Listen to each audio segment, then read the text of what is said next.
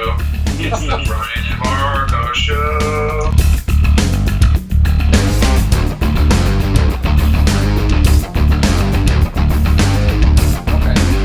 And then the fourth song, "Ohhh Noooo," again by Marco. Yes. Right. That's well, that's a song that the name doesn't have anything to do with the track, with the composition. That was just tied to an event that happened actually with Guthrie because of his well-spoken English. So oh no, instead of cursing, he said like oh no once. So and for some reason that's why I dedicated that song to him, with the title. But the song, the structure doesn't have anything to do with that, I don't even know what to say about that song. That was just like, see, this is like a thing I always compose. I always have my gear with me, on the road or at home. I always like writing songs. And that was just like a song out of my stash of songs. And I specifically thought actually of the band, for that. I thought like, well, what can I do for a trio? Which I, of course, fucked up again then because I kind of, succumbed to the temptation of overdubs. We let that happen on this record. We said it would be okay to have some overdubs on this one. Yes, that's true.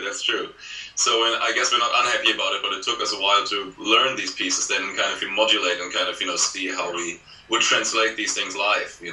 Like all those extra guitar lines or extra layers or whatever is in. But the message of that song is like more kind of a heavy riff, and I purposely with all these three songs I wrote actually for that album wanted to kind of go into a different direction. I always like to move on into different places, open other doors and kind of see what's in that room, Mm-hmm.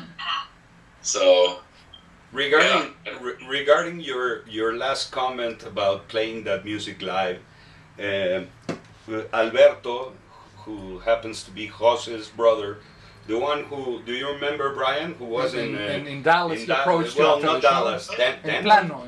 Plano, Texas, or Yes. Denton. Yes. He told us that the record sounds 100 times better live. That's what he said. That's great.